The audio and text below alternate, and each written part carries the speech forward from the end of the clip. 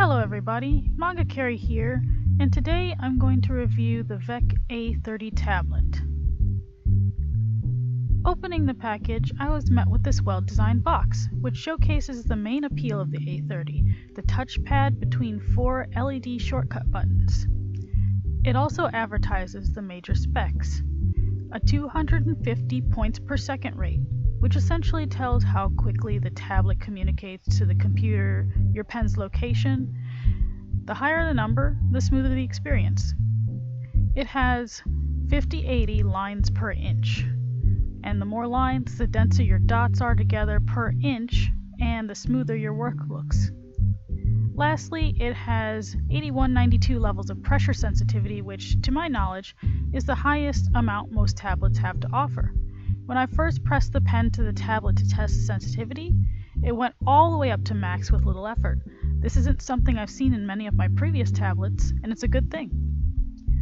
Coming out of the box, you have everything you need to get started: the tablet, USB cable, a quick start guide, driver download instructions, and the tablet pen in its own felt pocket.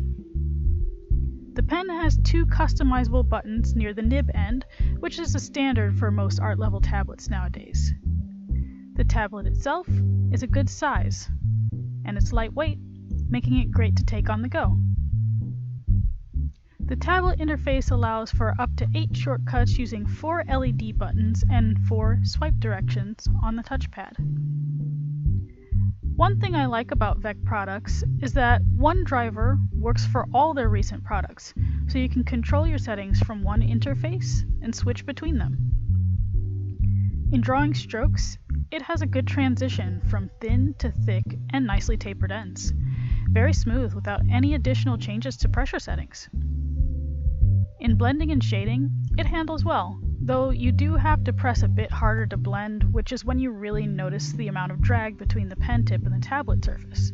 I imagine this is because the surface has a texture that simulates pencil on paper, so if you tend to press heavily when you draw, you need to take a little extra care.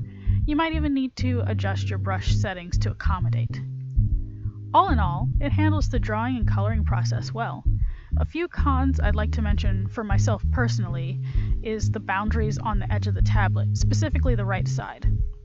I noticed when I tried to drag something to the far right side of my screen, the cursor would often get lost or not respond when I'd click.